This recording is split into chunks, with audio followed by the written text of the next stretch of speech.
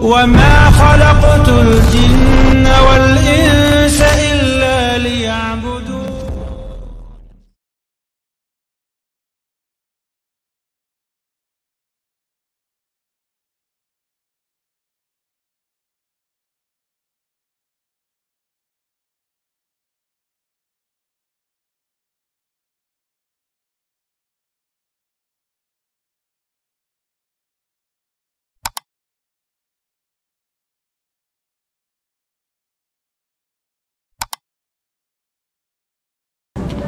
Assalamualaikum warahmatullahi wabarakatuh.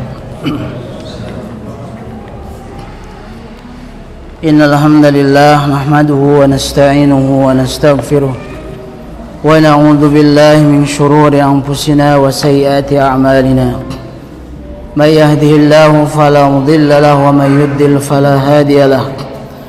Asyhadu an la ilaha illallah wahdahu la syarika lahu وأشهد أن محمدا عبده ورسوله صلى الله وسلم عليه وعلى آله وأصحابه وسلم تسليما كثيرا.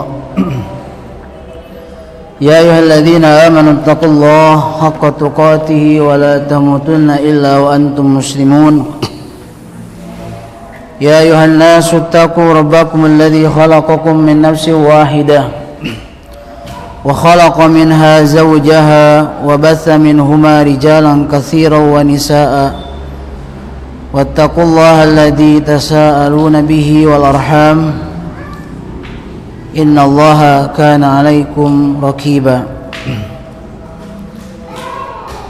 يا أيها الذين آمنوا اتقوا الله وقولوا قولا سديدا يصلح لكم أعمالكم ويغفر لكم ذنوبكم ومن يطع الله ورسوله فقد فاز فوزا عظيما. أما بعد فإن أصدق الحديث كتاب الله وخير الهدي هدي محمد صلى الله عليه وسلم وشر الأمور محدثاتها وكل محدثة بدعة وكل بدعة ضلالة وكل ضلالة في النار. Ma'asyiral ikhwan wal akhwat, kaum muslimin wal muslimat rahimakumullah. Pertama puji dan syukur mari kita persembahkan kepada Allah Subhanahu wa taala yang alhamdulillah di kesempatan kali ini Allah taala masih memberikan inayah dan taufik kepada kita semua.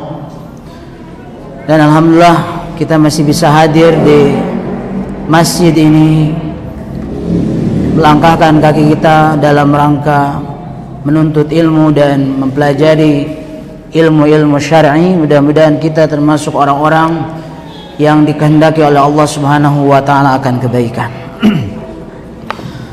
Dan semoga salawat beserta salam tercurah limpahkan kepada Nabi Muhammad sallallahu alaihi wasallam beserta keluarga, sahabat, tabi'in, tabi'it tabi'in, dan kita semua mudah-mudahan termasuk orang-orang yang senantiasa mengikuti beliau, ittiba' sunnah-sunnah beliau, dan juga mengikuti jejak para sahabat yang merupakan khairul qurun, generasi terbaik di muka bumi ini.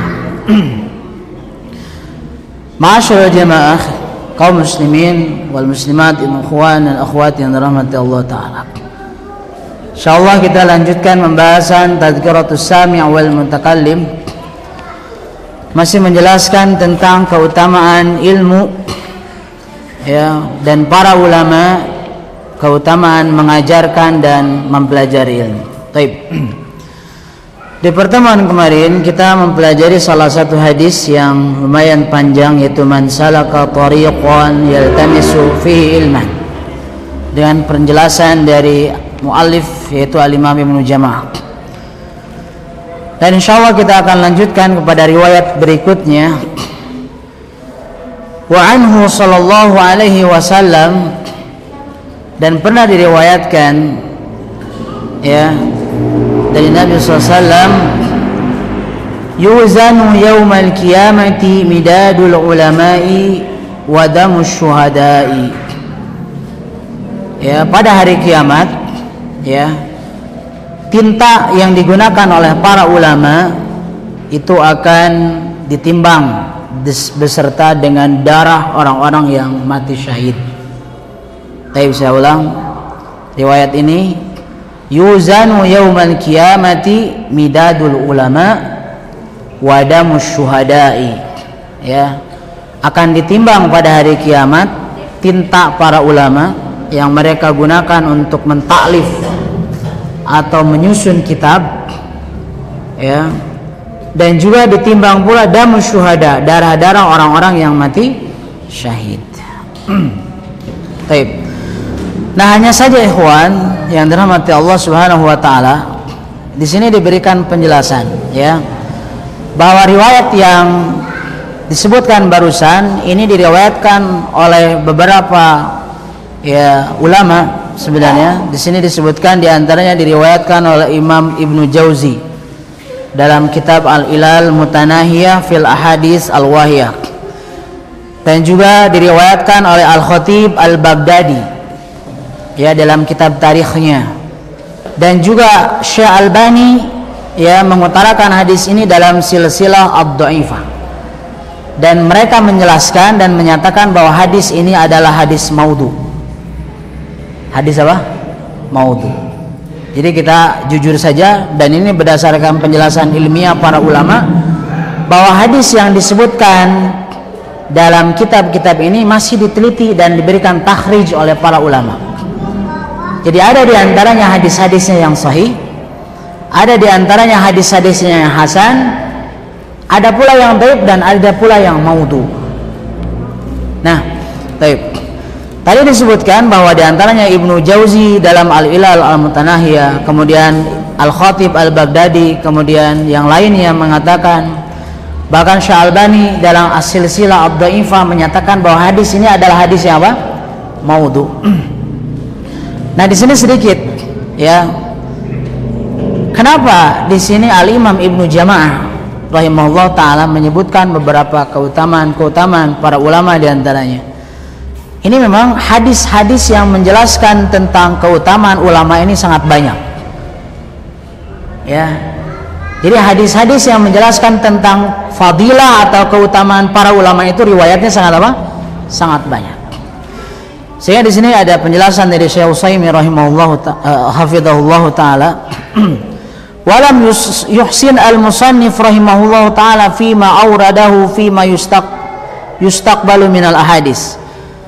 Fa innal ahadis allati awradaha fima yustaqbalu kulluha la tasih anin nabiy sallallahu alaihi wasallam illa anna ahlal ilmi rahimahumullah rubama tawassa'u fi dzikri syai'in minal ahadis allati thabatat usuluha anin nabiy sallallahu alaihi wasallam.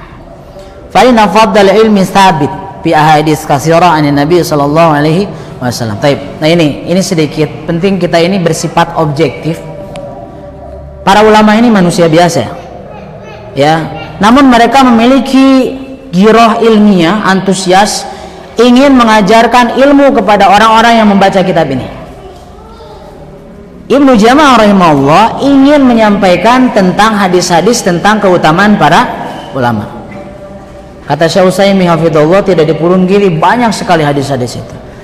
Nah, sehingga dalam hal ini, ya, Ibnu Jama'ah setelah menyebutkan hadis yang kemarin, hadis-hadis yang setelahnya itu, ya, yang beliau sebutkan itu adalah hadis-hadis yang bermasalah. Hadis-hadis yang apa? Yang bermasalah. Imma hadisnya itu dhaif, dan silakan antum bisa baca di terjemahannya ini, antum lihat di catatan kaki ini. Ini ada penjelasan tahrijnya, ini jelas. Karena memang di kitab aslinya pun demikian. Ya. Dan para ulama ini tidak melihat sosok, ya, ini karena ini karya ulama. Taib, ini karya ulama. Ya. Namun kita tidak ta'assub kepada siapa yang marang kitab ini. Karena bagaimanapun juga hadis ini diketahui jalannya. Oh, ini hadis ini adalah hadis yang bermasalah. Ya. Hadis ini bahkan disebut, ya, ini hadis apa? Maudhu. Syekh Albani mengatakan ini hadis apa? Hadis palsu. Ya, taib. Nah, kenapa para ulama sering, ikhwan, misalkan gini, kenapa ada beberapa hadis-hadis yang bermasalah yang disebutkan misalkan dalam penjelasan kitab-kitab para ulama misalkan, ya, Tapi seperti kitab ini ada di sana, di sini yang dikomentari hadis yang ini adalah hadis maudhu. Ini begini. Karena secara garis besar ya, keutamaan ilmu ini banyak hadis-hadisnya yang sahih. Jadi ada riwayat-riwayat yang sahih yang menjelaskan keutamaan para ulama. Jadi secara garis besar tidak dipungkiri bahwa ada riwayat-riwayat yang sahih yang menjelaskan keutamaan para ulama. Namun disinilah tidak ada ulama yang luput dari kekeliruan atau kekurangan ya dalam sisi pengarangan, sehingga mereka ya leluasa menjelaskan beberapa riwayat, sehingga mereka meriwayatkan pula hadis-hadis yang bermasalah. Ya, hadis-hadis yang bermasalah. Ini jamaah rahimakumullah. Ya, bahkan hadis ini memang ya saya pernah baca dari beberapa tahrij, tidak ada ulama yang mengatakan hadis ini minimal hasan li ghairi, apalagi sahih. Jadi mayoritas ulama al-hadis menyatakan bahwa hadis ini adalah hadis yang apa? Maudhu. Hadis yang apa? Palsu. Ya. Hanya saja antum membaca, kenapa ini pengarang ada hadis apanya? Hadis maudhunya. Ini kata para ulama ya, para masyayikh yang ana pernah para guru kita pernah menjelaskan, para masyayikh kita. Jadi ini tidak jadi aib dalam penulisan kitab, kecuali bila mana ada seorang yang menulis hanya berdalil dengan hadis-hadis palsu saja. Nah ini baru sebuah apa? Sebuah aib dalam sebuah penulisan. Kan kita tahu bahwa di dalam penjelasan sebelumnya Al-Imam Ibnu Jama'ah menyebutkan hadis yang sahih, man yuridillahu bi khairan yufaqihu fiddin. Bahkan disebutkan juga al ulama warasatul anbiya dan hadis-hadis yang lainnya. Dan Ibnu Jama'ah pun menyebutkan ayat-ayat yarfa'illahu alladhina amanu. Ini kan ada ayat-ayat yang jelas. Ini adalah dalil tentang keutamaan ilmu dan orang-orang yang berilmu. Jadi ini tidak jadi aib. Ya, tidak jadi aib. Jadi di saat misalkan ada hanya sekedar menyebutkan hadis-hadis yang bermasalah saja, nah ini ya, ini jadi sebuah masalah yang besar dalam sebuah penulisan. Taib. Nah, hanya saja para ulama menyebutkan bila mana ada hadis palsu itu patut dijelaskan ini palsu begitu. Ini penting jamaah. Misalkan antum membaca sebuah hadis, ternyata itu hadis apa? Maudhu. Hadis apa? Palsu. Lalu kita tidak menyebutkan bahwa hadis ini palsu. Bagaimana kalau orang lain ini mengamalkan hadis ini? Taib. Ini bahaya. Ini sama saja dengan kita melanggar seperti yang disabdakan oleh Nabi SAW, man kadzdzaba alayya muta'ammidan falyatabawwa maq'adahu minan nar. Barang siapa yang berbohong kepadaku dengan apa? Sengaja, maka siapkanlah tempat duduknya di mana? Di neraka. Jadi makanya para ulama di saat menulis atau mencetak kitab-kitab ini, Tadhkiratus Sami, ini selalu ada tahrijnya. Silakan. Cetakan manapun Anda pernah menemukan itu selalu ada tahrijnya. Karena di sana masih mengandung apa? Hadis-hadis yang bermasalah. Jadi di saat hadis ini bermasalah, maka kita harus sebutkan ini bermasalah. Jadi kita sebagai ya, ini amanah ilmu, Pak ya. Amanah ilmiah. Jadi tidak boleh kita menyembunyikan. Jadi misalkan, oh ini hadis ini luar biasa misalkan ini menjelaskan bahwa tinta dan darah para syuhada, tinta ulama dan darah syuhada itu di hari kiamat ya akan ditimbang. Ini jelaslah sebuah redaksi yang sangat luar biasa gitu. Ya. Taib. Jadi ini suatu yang sangat luar biasa. Tapi kita tidak boleh takjub dengan redaksi saja. Kalau memang ini bermasalah. Taib. Jadi Anda jelaskan bahwa hadis yang disebutkan ini adalah hadis apa? Hadis maudhu. Ini kewajiban para ahli ilmu di saat misalkan ada hadis yang bermasalah, maka kita harus dijelaskan bahwa ini hadis bermasalah. Taib. Lalu Ibnu Jama'ah menyebutkan, qala ba'duhum, sebagian dari ulama mengatakan, hadza ma'a anna a'la mal syahidi dammu wa adna malil alimi midadu. Ya, hal ini mengacu pada penjelasan ya bahwa sesuatu yang paling berharga bagi orang yang mati syahid adalah darahnya. Makanya ini kita tahu bahwa misalkan ini jelas dalam hadis sahih pun ada bahwa misalkan orang yang mati syahid dia dikafani dengan pakaiannya yang masih berlumuran apa? Darah. Ini bahwa ini jelas sahih keterangannya bahwa di hari kiamat darah ini akan menjadi saksi dia di hadapan Allah bahwa dia ini adalah orang yang mati syahid. Dan ini akan mengeluarkan aroma misik di hari kiamat. Jadi memang yang paling berharga dari para syuhada ini apa? Darahnya.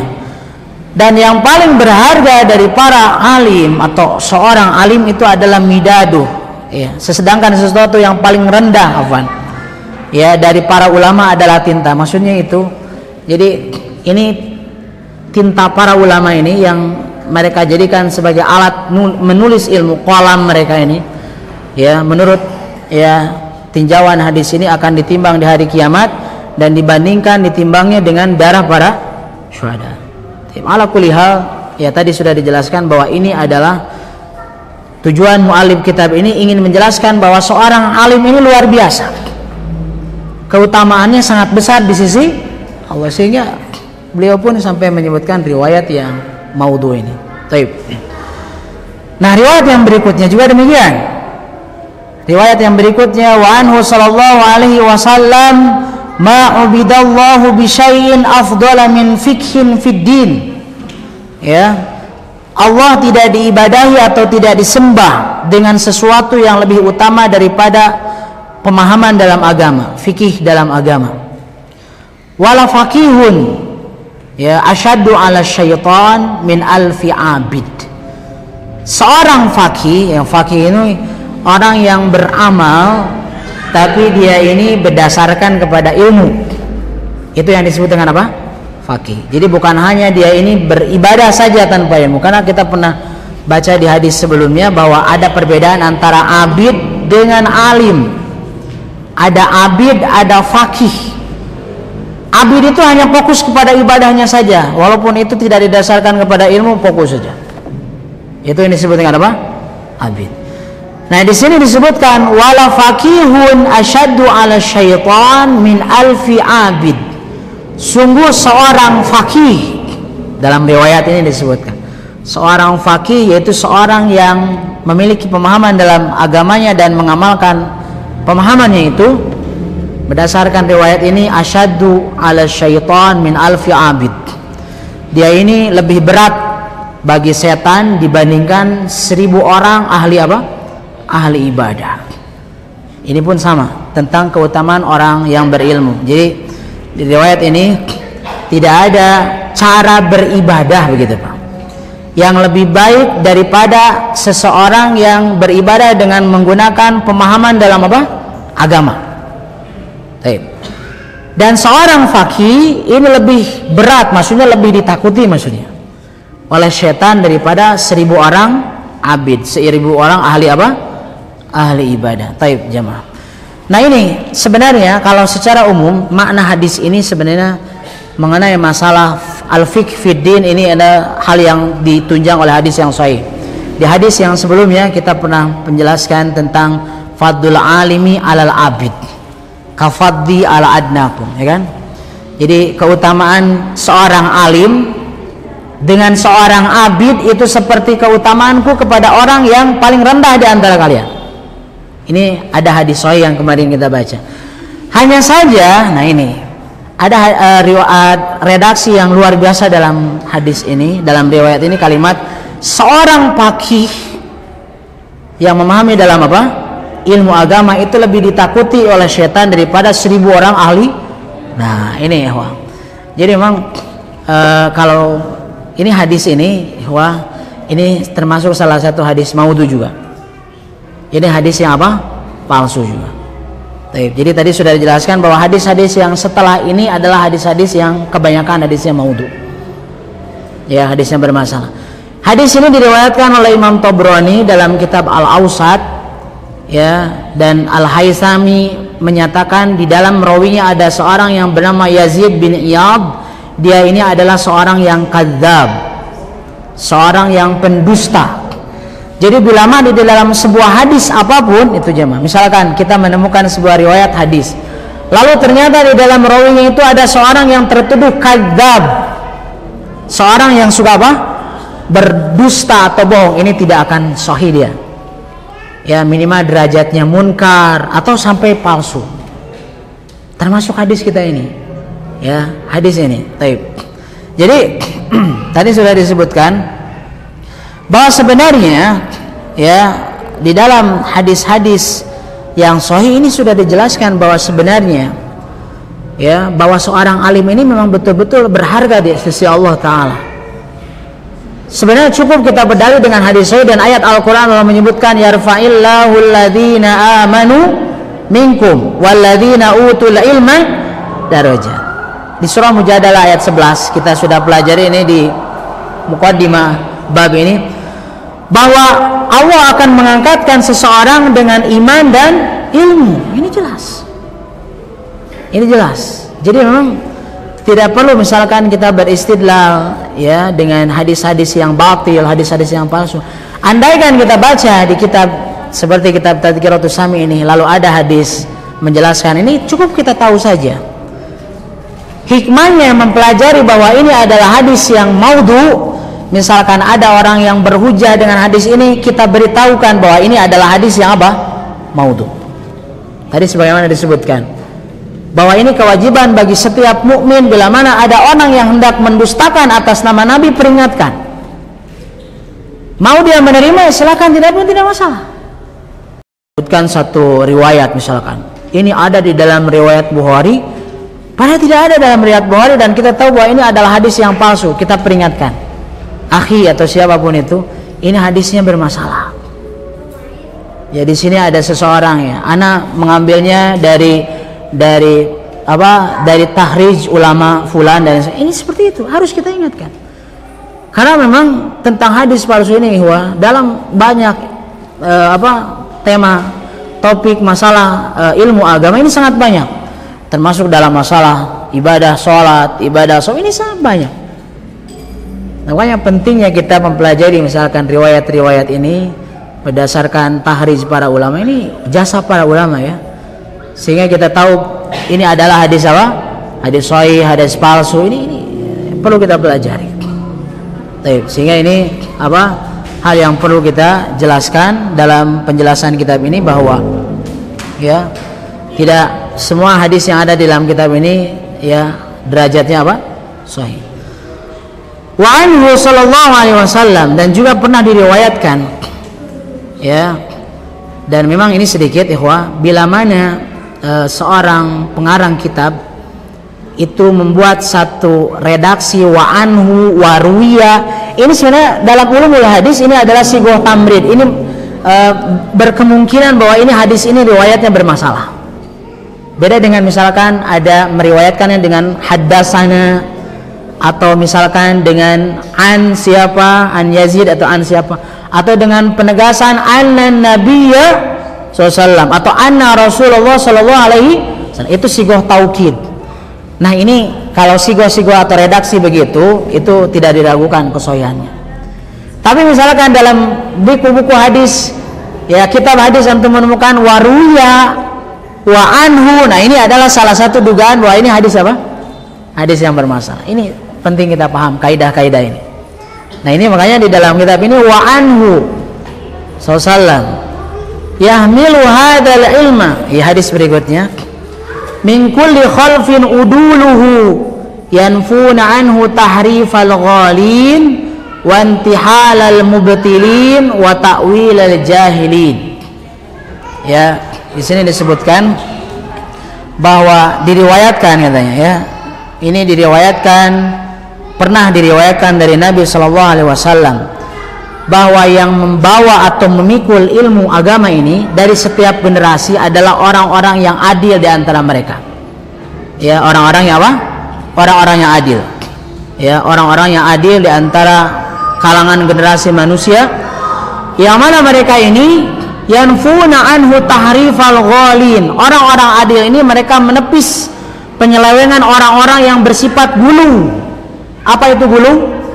Berlebihan. Misalkan ya ada diantaranya orang-orang yang beragama tapi berlebihan. Ini tidak baik. Nabi mengingatkan kita tidak boleh kita gulu dalam beragama. Kata Nabi SAW, iyyakum wal gulu. Hindarilah sifat apa? Sifat gulu.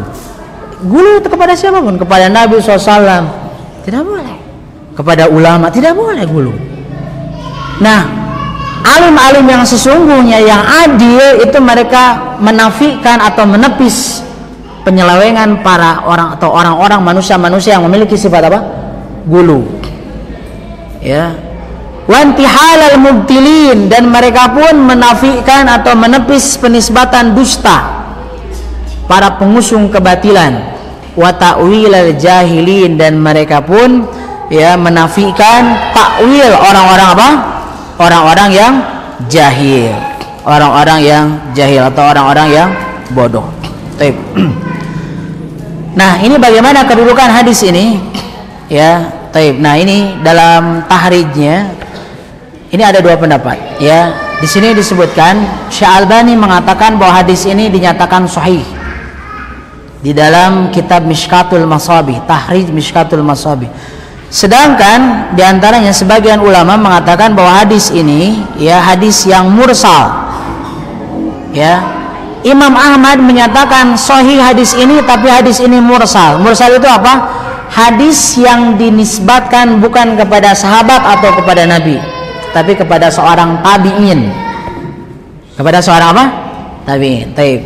Ini sedikit kita jadi belajar ulumul hadis ya.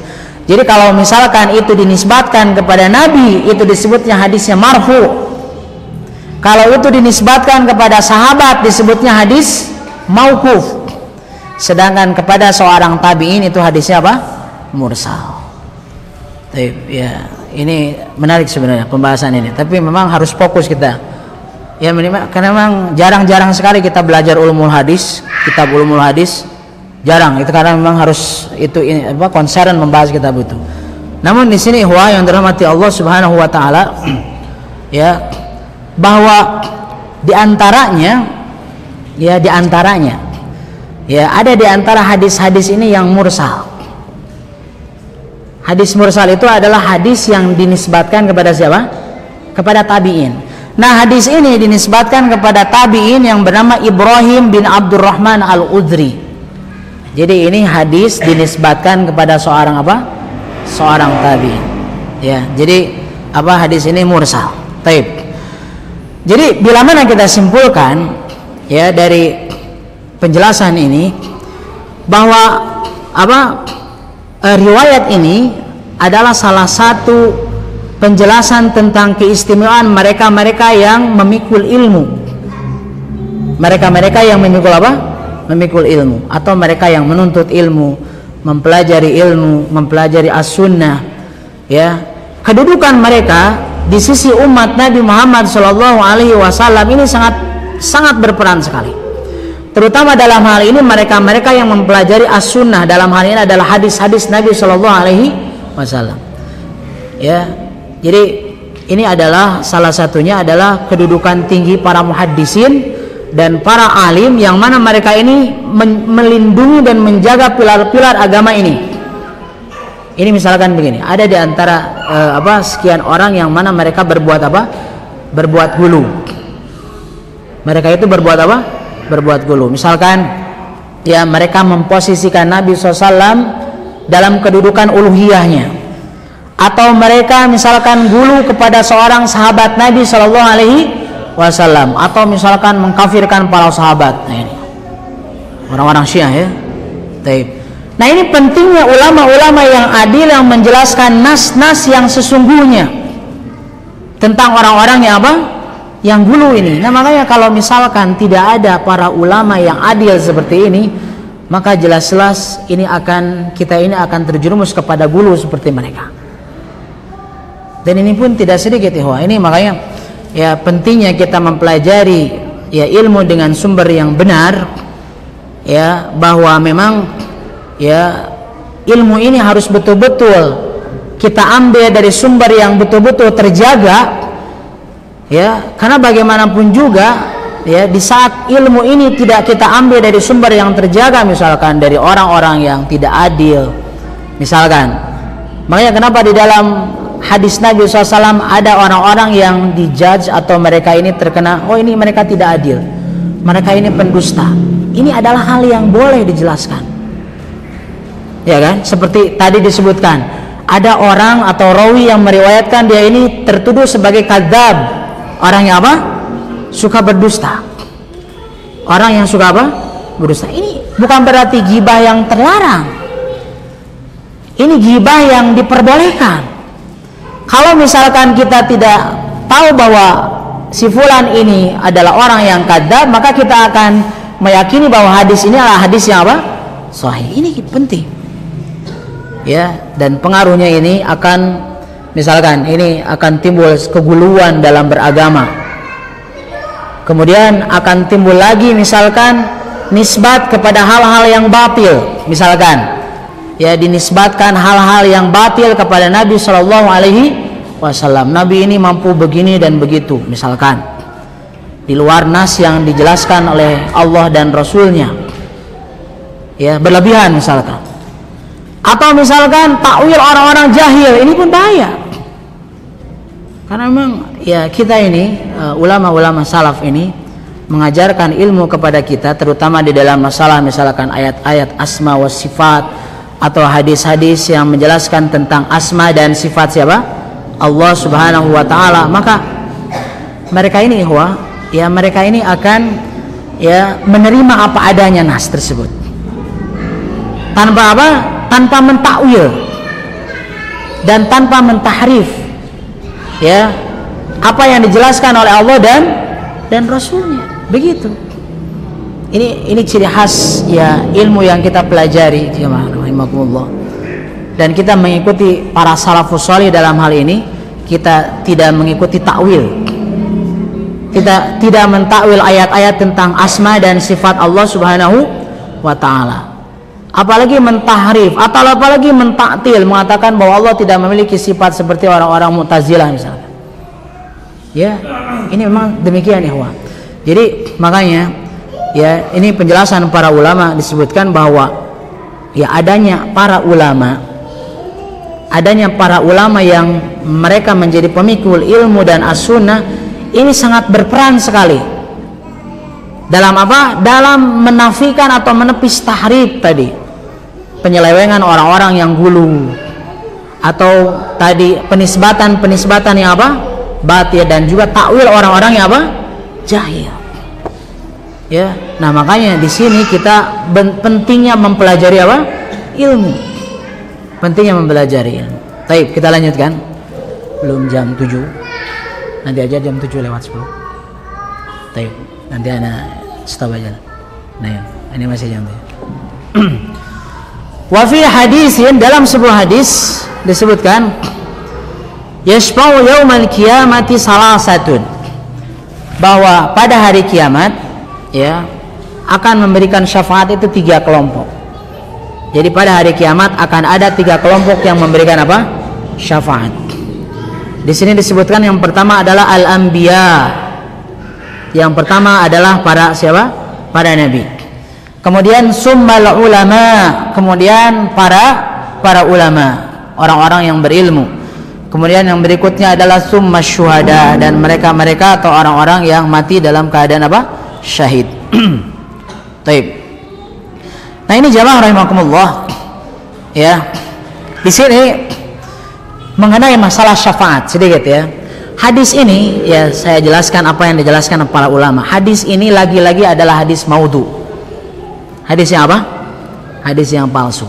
Hadis ini diriwayatkan oleh Imam Ibnu Majah, oleh Imam Al-Uqaili dalam kitab Ad-Du'afa, dan Sya'albani dalam As-Silsilatid Dhaifah. Ya. Jadi hadis ini di dalam Sunan Ibnu Majah, dalam kitab Al-Uqaili yang bernama Ad-Du'afa, dan juga dalam As-Silsilah apa? Ad-Dhaifah disebutkan ini adalah hadis yang apa? Hadis yang maudhu, hadis yang apa? Palsu. Taib. Nah, solusinya bagaimana? Begini. Sebenarnya hadis yang menjelaskan bahwa para ulama akan memberikan syafaat ini memang rata-rata hadisnya itu dhaif dan bermasalah. apapun itu. Jadi bila mana ada riwayat yang lain yang misalkan antum menemukan dalam sebuah buku atau kitab bahwa para ulama akan memberikan syafaat, itu kata para guru kita, para masyayikh, ini rata-rata semuanya tidak selamat dari kedhaifan. Minimal dhaif atau hadisnya itu apa? Maudhu. Hanya saja, ini bukan berarti ya menafikan bahwa para ulama ini tidak akan memberikan apa? Syafaat. Kalau para nabi jelas ada riwayat-riwayat yang menjelaskan, termasuk bahwa Nabi menyatakan ana awwalu syafi'in wa musyaffa. Saya adalah orang yang pertama kali memberikan syafaat dan saya adalah orang yang pertama kali yang diberikan izin untuk memberikan syafaat. Itu jelas kata siapa? Kata Nabi Shallallahu Alaihi Wasallam. Nah, berkaitan dengan bahwa hadis ini maudhu, apakah dengan demikian ulama ini tidak akan ada syafaat misalkan? Ini bukan berarti menafikan para ulama ini tidak akan memberikan apa? Hanya saja kita fokus pada riwayatnya. Bisa dipahami? Jadi riwayat yang menjelaskan hadis apapun itu yang menjelaskan bahwa para ulama ya akan memberikan syafaat di hari kiamat, ini rata-rata hadis apa? Dhaif atau maudhu. Namun secara umum bahwa para ulama ini masuk kategori orang-orang mukminin. Ya kan? Ya jelas, karena Allah menyebutkan dalam Al-Qur'an yarfa'illahu alladhina amanu minkum walladhina utul ilma darajat. Mereka-mereka yang beriman dan mereka-mereka yang berilmu. Ini jelas. Beriman dan berilmu. Ya, orang-orang yang berilmu ini masuk secara garis besar kepada kategori orang-orang yang beriman. Dan ini jelas bahwa di dalam riwayat-riwayat yang sahih bahwa orang mukmin satu sama lain akan diberikan izin memberikan syafaat kepada saudaranya. Jadi mukmin ini satu sama lain akan memberikan apa? Syafaat. Dan orang beriman yang paling berhak memberikan syafaat itu adalah orang yang paling sempurna imannya dan tidak diragukan. Di antara orang yang sempurna imannya itu adalah para ulama. Nah begitu. Jadi bukan berarti kita tidak boleh meyakini bahwa ulama tidak memberi syafaat di hari kiamat. Kita hanya menempatkan ulama ini termasuk kategori orang yang beriman. Dan mereka pasti keimanannya sempurna karena ilmunya itu. Sehingga mereka pun masuk kepada kategori orang-orang yang akan memberikan apa? Syafaat. Nah, makanya kita berdalil bahwa ulama ini memberikan syafaat kepada satu sama lainnya dengan dalil bahwa orang beriman satu sama lain bisa memberikan syafaat. Begitu. Ini jelas-jelas dengan izin Allah Subhanahu wa taala, ya. Baik. Kemudian hadis yang ke-9, hadis yang ke-9 di sini disebutkan waruya. Nah, ini pun sama ya di kitab aslinya kalau antum baca. Ini redaksinya dengan menggunakan waruya dan pernah diriwayatkan, ya. Al ulama'u yaumal qiyamati ala manabira min nur. Ya, para ulama mereka ini di hari kiamat ya akan ditempatkan dalam mimbar-mimbar di atas apa? Di atas cahaya atau mimbar-mimbar yang terbuat dari apa? Dari cahaya. Taib. Nah, ini hadis ini jamaah rahimakumullah sebagaimana umumnya tadi hadis-hadis tadi, ini pun hadis yang maudhu. Hadis yang apa? Palsu. Di dalamnya ada sanad yang bernama Ismail bin Yahya. Ismail bin Yahya dan Imam Al-Zahabi termasuk Imam Ibnu Jauzi dalam kitab Al-Mawdu'at menyatakan bahwa ya seorang rawi tadi yang bernama Ismail bin Yahya ini adalah seorang rawi yang maudhu, rawi yang kadzab, sehingga dia ini termasuk hadis-hadis ini adalah hadis-hadis yang palsu. Baik. Lalu sebenarnya jamaah rahimakumullah, ya, ini terlepas dari itu sebenarnya ada hadis riwayat Muslim yang menjelaskan, ini hadisnya sahih, bahwa Nabi SAW pernah menjelaskan innal muqsitina indallah ala manabira min nur an yaminir rahman wa kilta yadayhi yamin alladhina ya'diluna fi hukmihim wa ahlihim wa ma walau. Nah, ini jamaah rahimakumullah sebenarnya ini bisa saja dinisbatkan bahwa mereka ini ulama. Ya, Orang-orang yang adil di sisi Allah, mereka-mereka yang menerapkan hukum Allah, mereka akan ditempatkan di atas mimbar yang terbuat dari apa? Cahaya. Mimbar yang terbuat dari apa? Cahaya. Mereka ini akan diposisikan oleh Allah di sebelah kanannya Allah Ta'ala, ya. Terutama ini adalah orang-orang yang adil dalam menegakkan hukum, dan mereka-mereka yang selalu konsisten dalam hukum Allah Subhanahu wa Ta'ala. Ini sebenarnya bisa dinisbatkan hadis sahih ini adalah para ulama.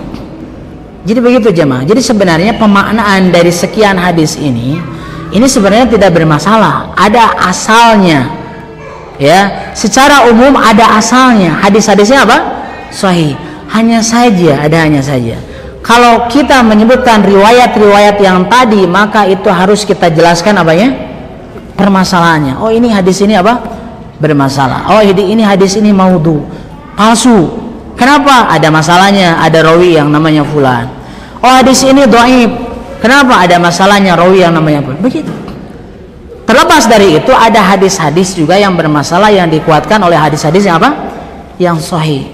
Jadi begitu jemaah. Jadi kitab-kitab atau para ulama, termasuk kitab yang kita pelajari ini, Tadhkiratus Sami wal Mutakallim ini, ya, ini memang tidak menutup kemungkinan. Makanya ana membahas kitab ini tidak berani langsung dibahas dengan sendirinya dan ana merekayasa penjelasannya, tidak bisa. Karena bagaimanapun ini ada penjelasan para ulama tentang kedudukan apanya? Hadisnya. Bagaimana kalau antum betul-betul ya sangat gemar dengan riwayat hadis ini dan antum tidak tahu bahwa hadis ini apa? Palsu, ini bermasalah. Ini khawatir akan menimbulkan apa? Masalah. Baik, ana kira penjelasan malam ini sampai di sini. Tapi berhubung ada keperluan yang terdesak ya setelah Isya, jadi ana tutup ya pembahasan kitab Tadhkiratus Sami ini sampai waktu yang sekarang. Hanya saja ini baik, bagi antum yang mengajukan 3 pertanyaan akan mendapatkan hadiah. Ya, silakan.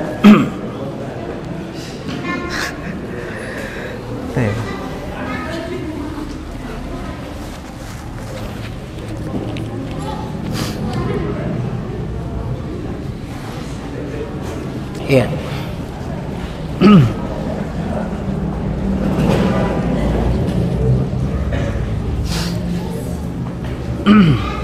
Apa dalil yang mendasari ya para mereka lah yang mengaku bahwa mereka ini adalah keturunan Nabi lah, ya. Baik, ana ganti redaksinya. Apa dalil yang mendasari mereka yang mengaku bahwa mereka ini adalah keturunan siapa? Nabi SAW. Antum tahu istilahnya bahwa mereka ini yakin akan dijamin masuk ke mana? Ke surga. Baik. Nah ini ya selama ini ya memang sebenarnya hal-hal yang sifatnya gulu, hal-hal yang bersifat gulu, misalkan apapun itu yang tadi sudah disebutkan, misalkan orang-orang yang dinisbatkan bahwa mereka itu adalah keturunan siapa? Nabi atau dzurriyyahnya Rasulullah SAW, itu akan dijamin masuk surga. Hadis-hadis yang sahih tidak menyatakan demikian. Tidak ada. Bahkan antum bisa baca di dalam hadis riwayat Bukhari Muslim bahwa Nabi pernah mengatakan ini kepada keluarganya, bahkan kepada Fatimah. Ya. Ya Fatimah, ankidhi nafsaki minan nar. Ini kita tidak ragukan, Fatimah itu siapa? Putri Nabi, ya. Ini bukan keturunan yang kesekian, ini jelas keturunannya jelas, putri siapa? Nabi SAW. Sampai Nabi mengatakan, selamatkanlah diri kalian dari apa? Api neraka. Nabi pun mengatakan, ya Bani Abdi Manaf, ankidu anfusakum minan nar. Ini riwayat saya. Wahai Bani Abdi Manaf, selamatkanlah diri kalian dari api neraka. Misalkan kan Bani Abdi Manaf ini kan masih saudaranya Nabi. Bagaimana kalau mereka kufur? Apakah mereka dijamin masuk surga? Ya tidak.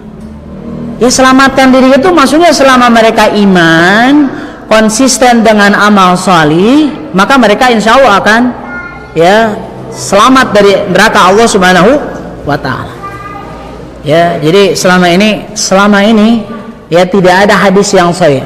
Anda tidak tahu, kemungkinan riwayat-riwayat yang bermasalah itu banyak. Yang antum tanyakan ya dasar misalkan. Yang harus kita jadikan dasar kan hadis apa? Hadis yang sahih. Hadis-hadis yang maudhu bermasalah tidak boleh kita jadikan apa? Hujjah, tidak boleh kita jadikan pegangan. Adapun hanya sebagai pengimbang seperti hadis-hadis tadi ya tidak masalah. Ya, karena yang ada hadis yang sahih justru kita ini disuruh selamatkan diri kalian dari apa? Dari api neraka Allah Subhanahu wa taala. Taib. Ini anonim, Anda enggak tahu. Jadi silakan ambil saja ke panitia nanti bukunya ya. Taib, dari atas ya. Taib. Silakan yang lain. Ini masih ada 2 buku. Silakan. Taib. Nah, pertanyaan yang bagus, Pak. Jadi apa sebenarnya latar belakang ya dari munculnya hadis-hadis palsu ini? Sebenarnya dijelaskan di antaranya oleh Ibnu Jauzi, di antaranya dalam Al-Mawdu'at ya, bahwa di antaranya ada motif-motif tersendiri. Misalkan di antaranya motif karena memang mereka ini fanatik. Sampai ada orang yang fanatik. Dulu ada seorang namanya ada namanya Muhammad bin Nuh. Dia ini mengaku dirinya Muhammad bin Nuh ini dijelaskan oleh para ulama hadis, saya telah memalsukan 1000 hadis agar orang-orang malas jadi semangat beribadah. Dia ngaku sendiri.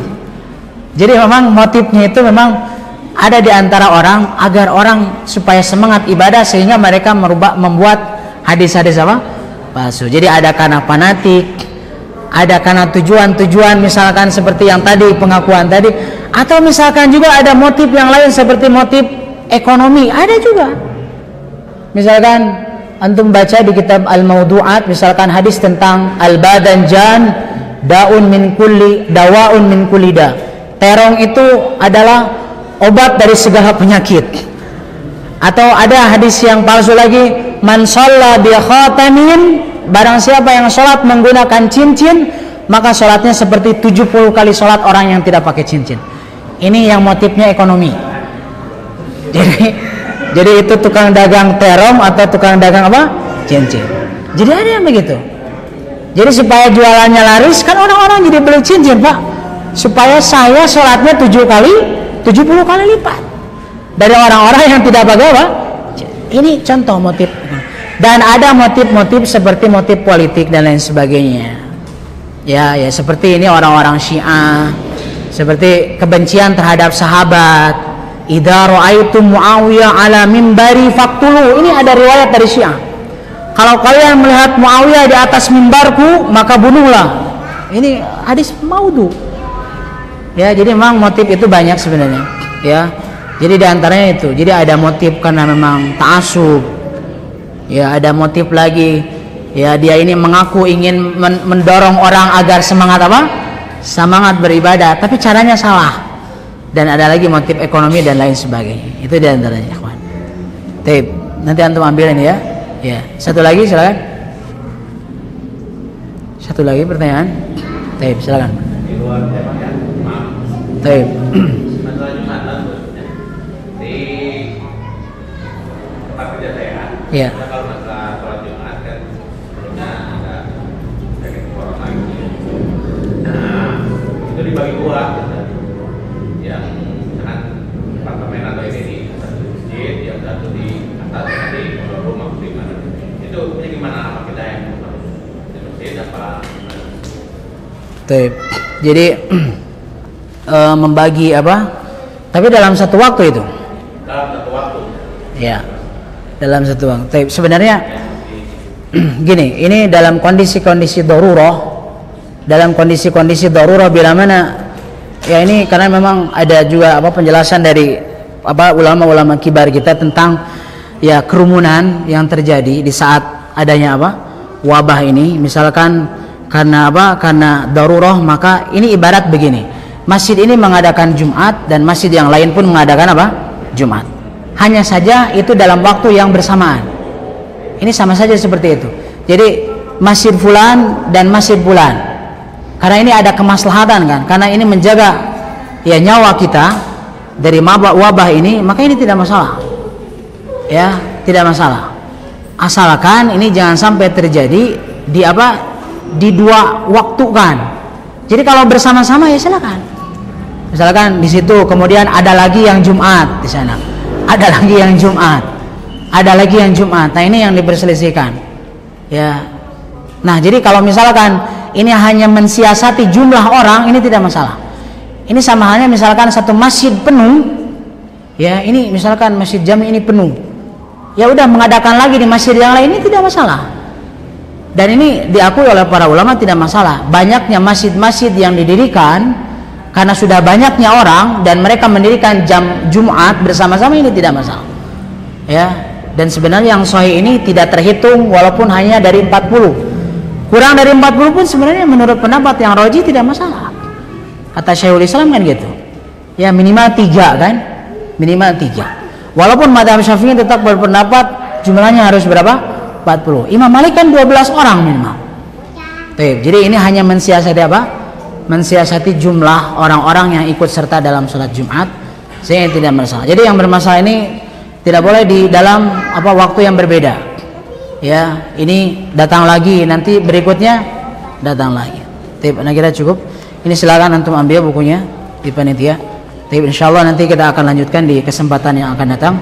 Subhanakallahumma bihamdika asyhadu an la ilaha illa anta astaghfiruka wa atubu ilaik. Assalamualaikum warahmatullahi wabarakatuh.